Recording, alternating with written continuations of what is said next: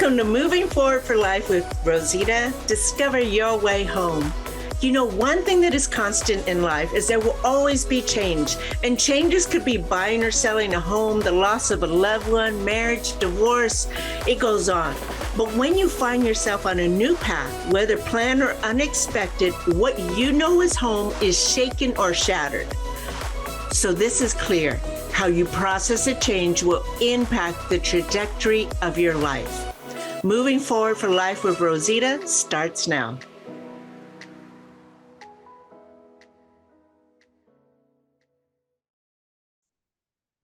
Hi, and welcome to Moving Forward for Life with Rosita. Discover your way home. I am Rosita, your host, founder of Moving Forward for Life, and a self-discovery life coach. The focus of my shows are topics related to self-discovery, all with the goal to help you find your purpose, get unstuck, and move forward in a life that you desire. Today, I have the privilege of having a guest, Julie McLean. Now, Julie is a speaker, mental health advocate, author, and certified coach. In 2021, she spoke at the TEDxOcala stage. Her mission is to end the stigma of mental health. Julie, welcome. Thanks for joining us today. Thank you, Rosita. It's a pleasure to be here. I'm excited because this is a topic that a lot of people kind of steer away from, but I think it's super important that we, mostly you, bring awareness and educate everyone. And I thank you for allowing me to be part of this. Well, I thank you for helping me get this message out because it is a we conversation. It's not just a me conversation. I'm just the conduit to get it started. Yes. And today is going to be part one of a two-part podcast where we'll be discussing 3 signs of suicidal behavior in yourself. And then part 2 is going to be 3 signs of suicidal behavior in others, so that not only can we help ourselves, but we are helping others.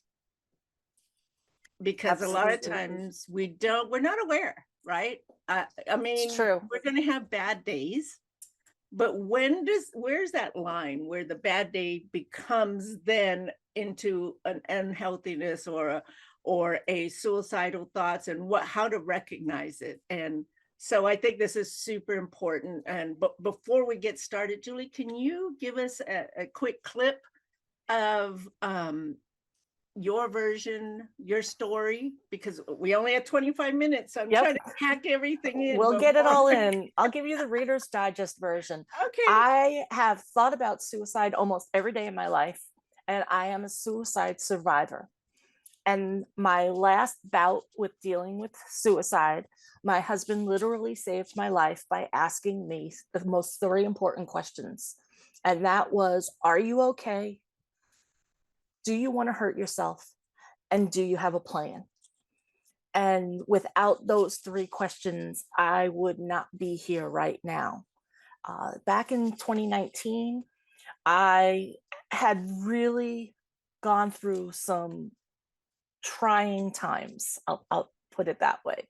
And just one thing after another broke my spirit down time and time again. Until I got to May, and my husband came home to me crying and telling him I was leaving him. And he wouldn't take that for an answer. That's not who he is. So he asked me those 3 important questions, got me the help that I needed. And I needed help from other people at that time to be able to continue on my journey of recovery. And I started talking, and I talked about it all the time to my friends, to people I didn't know, to my family members. And it was just so healing for me to start talking that I realized that this stigma is terrible. Why do we have to have this stigma on mental health and mental illness? And, when it comes to mental health, we all have to deal with our mental health, whether it be good or bad. We manage it on a daily basis and we don't even realize it. So when we get to that point that we're not sure how to manage it anymore, that's when we need to really reach out to people. And you can't reach out to somebody if you're afraid of their response. So, Mhm. making it easier to talk about mental health and mental illness is the goal, because naturally the progression will be a reduction in suicide rates, because we'll be comfortable talking about it and seeking the help that what we need. Yeah. So really, for people who are suffering like I did, there are three really key factors for me. The first factor, which showed how imminent things were for me, was the fact that I literally tried to Google how to take your own life and make it look like an accident. I was actively planning my own suicide. Mm. And that's important. If somebody's thinking a lot about suicide and making plans for it, you know that that person is in trouble. You know yourself you're in trouble, but you don't have the wherewithal to really turn around and say, hey, wait a second, what am I doing? Mhm. So that's really the first one, to show that, hey, this is something that's imminent. The second thing is, if you're constantly feeling down and Mm. feeling like you're trying to dig yourself out of a hole, and you don't want to be around anybody because you just want to be left alone, you just want to crawl up into a ball and hide, you have that feeling of emptiness in you, Yeah. that's a sign that you need to talk to somebody. Now let me ask you a Sure. question there, because there are times when we just have those days, especially as women, right? We are so Hmm. overwhelmed, but we just keep on going because I mean, we've just been blessed to be able to do 1,000 things at one time and still hear the conversation somebody else Yes. is having. That is true. Except I think that what happens is that we feel this way for a day or two, and Okay. then we're fine. We've dealt with what we had to deal with. It's I think about grief, that when somebody passes, you're suddenly overwhelmed with this feeling of sadness, but Right. it goes away. When you are in the midst of a mental health crisis, that doesn't go away. It will So, continue, and no matter what you do, you can't get out of it. okay. So I was just trying to distinguish the fact of Mhm. being down for a couple of days, Yeah, and because you have to feel your feelings. The absolutely. more you push it down, it's going to erupt at some point. Yes. Where's the kind of the measure, so to speak, of okay, I'm down for a couple of days. Am I suicidal, or is it like for weeks on end? Like, is there kind of a So when you're down for a couple of days, you're usually trying to say to yourself, okay, I need to get out of this funk. Let's do something to get out of this funk. Mhm. If you're suicidal, you don't want to get out of the funk. Okay. You just are like, go away, leave me alone. Um, for me, I did a lot of thought processing of, why am I here? What is my purpose for being here? What would happen if I wasn't here? And learning that about myself really helped me start processing how to get healthier. Okay. But at that point in time, like I said, it was just one thing after another after another. And it simple, mundane things that nobody else would have had a problem with. But with my history and my past, it had been a problem. Mm. I was competing in a speech contest, and I had to stop competing because I had to help somebody else with something. And so it made me ineligible. So that really got me down. Somebody said something to me that really hurt me, and that got me down. That hindered you from doing the Right. speech tournament. Exactly. Okay. It starts that mind going is, oh my God, I'm not worth anything. And then I went to a conference. It was a 5-day conference. And for me, it was very overwhelming and one day too long.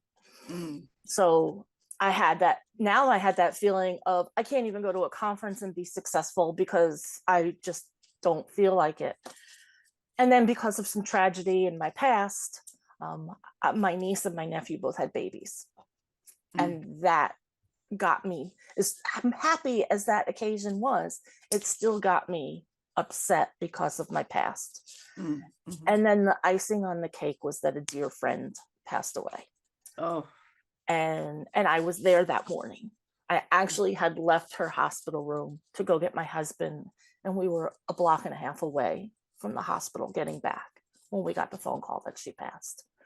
yeah. And it was just absolutely heartbreaking for me because I love this girl so much. Mm. And I it can is relate a to big that. void in my life. Yeah. And within a week after that, and on top of it all, I had physical pain. I had my problems with my knees, and I had problems with my back. So I was in a lot of physical pain.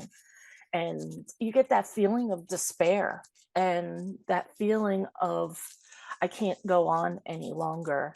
And that's where I was at. And that's, when you're feeling like that, sometimes you don't have the wherewithal to Right. really understand that you're that far into your crisis. And at that point, you don't know what to do. So it's important to recognize these little things ahead of time so that you don't get yourself into that crisis. So you're some of the signs then in that time frame is the depression, the hopelessness, Mhm. the If you're in preoccupation with death. Yeah. severe pain can trigger Okay. a suicidal thought. Um, when you're in that process of a downward spiral, so to say, when those feelings and thoughts of suicide are getting stronger, you're either not sleeping or you're sleeping too much. So Mm. that's a sign to watch out for. Okay. Your mood swings. You can be, I used to call it the mask, because I would really be down about having to go and do something. And I'd be like, I don't want to do this. I just want to go home. And then because I had to do it, I would open the door and I'd be, hi, I'm here. It, I don't want I to have be been here, there. but but you get that mask that you put on. I always tell people, if you see my eyebrows going up, I'm in trouble. That means I'm not me, and I need to Ah, pay attention. So, those are the things, as somebody who has a mental illness, who thinks about suicide all day, and every day. These are the things that you have to watch out. Are you constantly telling yourself that you're a burden to somebody else? You can't let them help you because you have to do it yourself. That those feelings of, you don't need to be a burden to anybody else. You can do what you need to do on your own. I started using a lot of alcohol mm, where I don't normally. Alcoholism runs in my family. I'm very conscious about my intake of alcohol, and I started increasing my alcohol intake.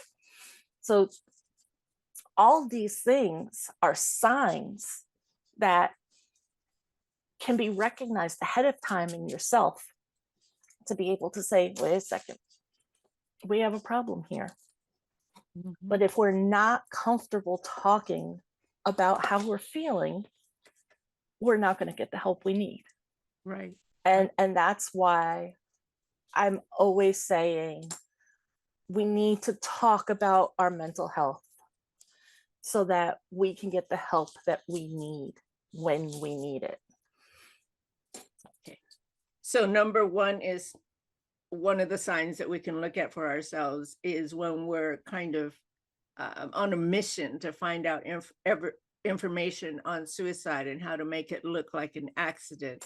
And then number two is when your mental health, you're constantly down or you're depressed, if there are changes in your mood or behavior, you're drinking more, you're isolating more.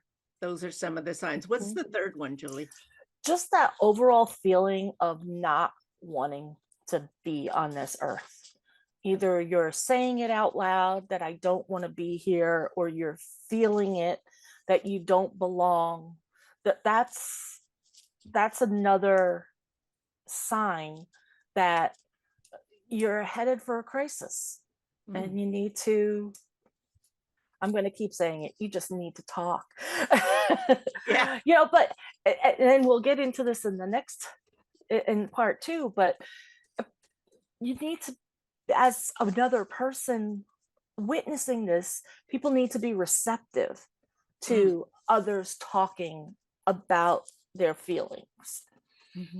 But being a person who is dealing with these feelings, we need to be confident enough to express them and to be willing to get the help that's necessary. Okay, so what should we do when we notice some of these signs? What are some things that we can do to So if ourselves we're for ourselves? noticing these signs, not necessarily the constantly looking to make plans, that's when you should take yourself to an emergency room Okay. if you're recognizing it, because that means that your thoughts have brought you to a place where you could take your own life at any time.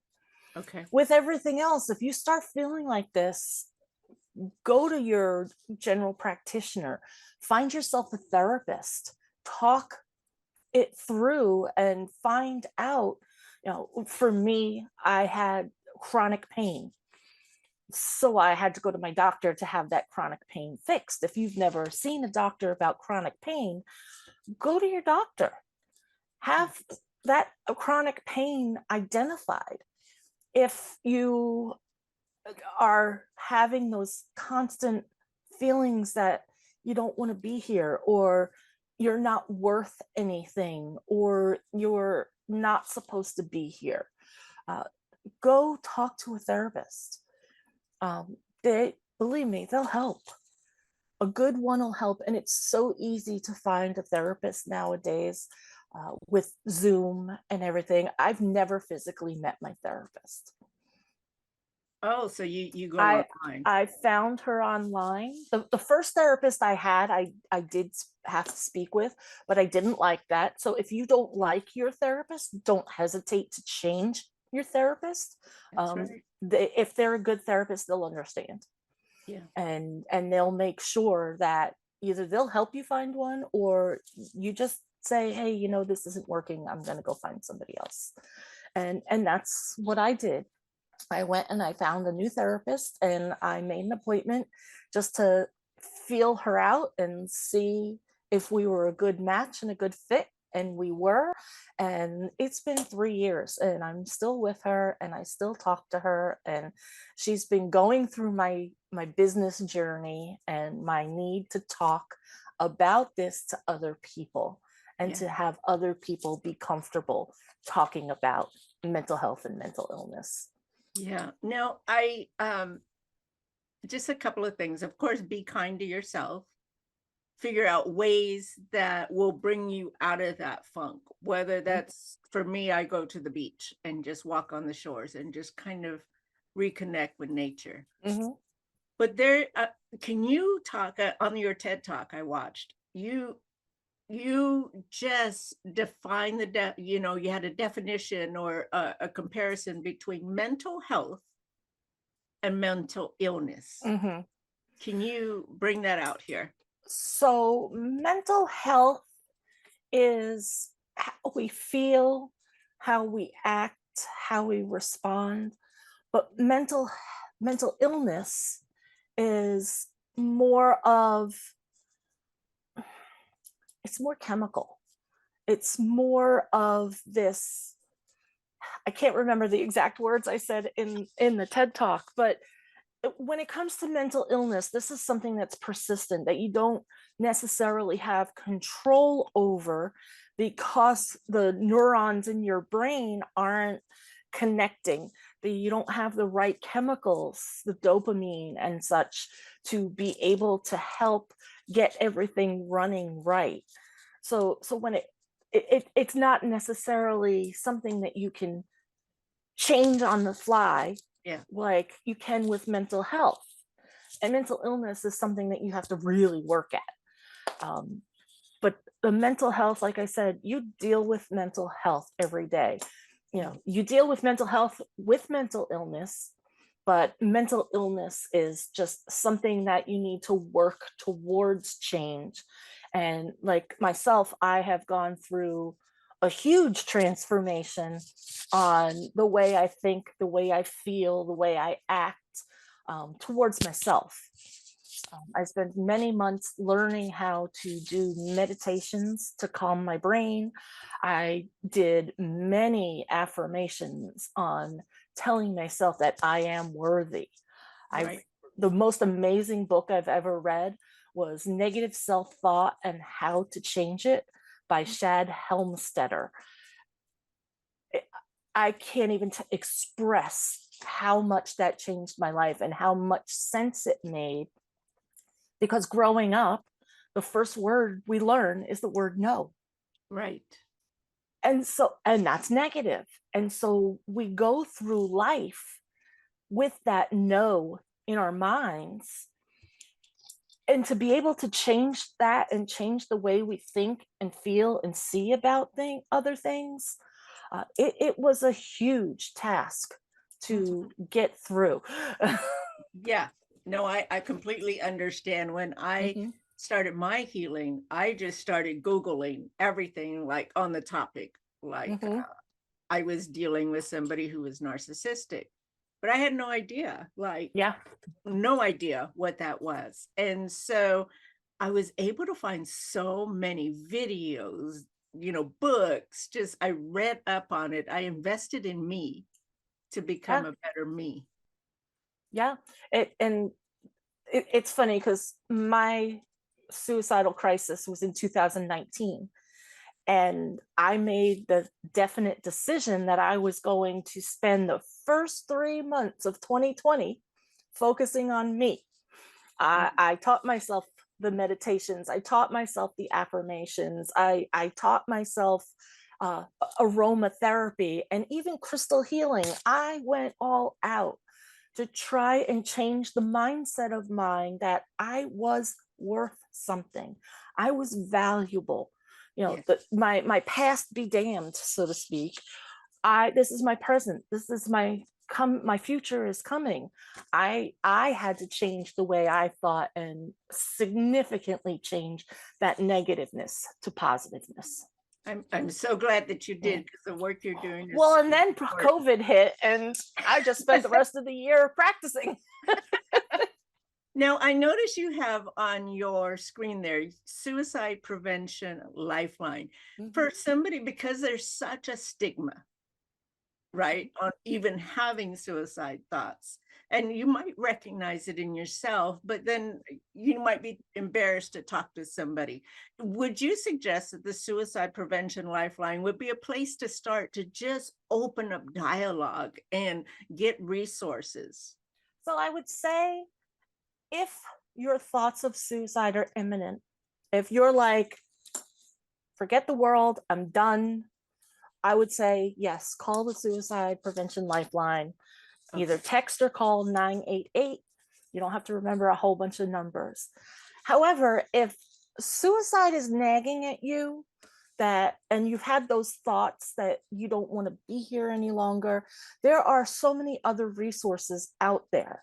The National Alliance on Mental Illness, or NAMI as it's called, NAMI, Mm-hmm. they are a great form of resource. And you can call them. They have a support line as well that you can talk to people. You can find different areas of therapy, whether it be a group therapy. If you're a parent, you get parental support. Children, they have teen programs and children's programs. So they are a great resource.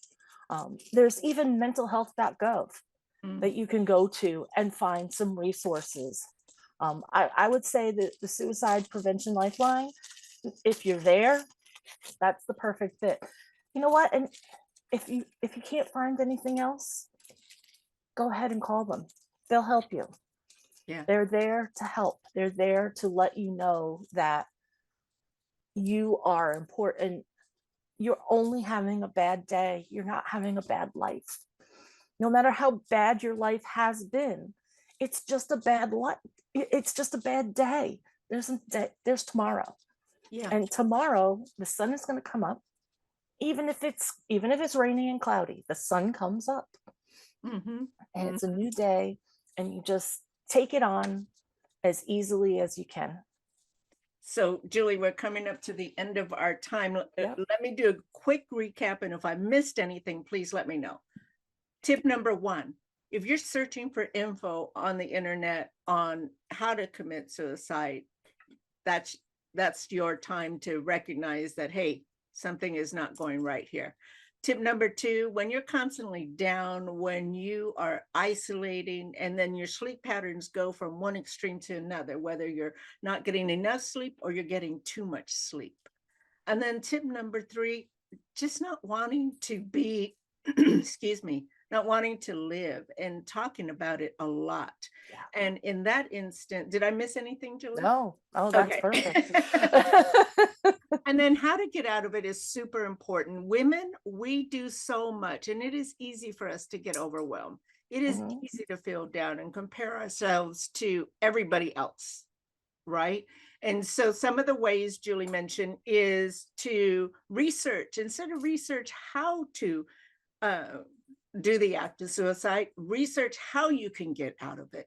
There's such a plethora of information on the internet that you can't go wrong. Seek a therapist was another suggestion that you mentioned, Julie. And then, for me, just be kind to yourself. Get out of the house. Sometimes being in the house so much, just definitely. Like it makes you ruminate and go down the spiral. So before that happens, get out. Go to the park, go hiking, the beach, whatever you need to do.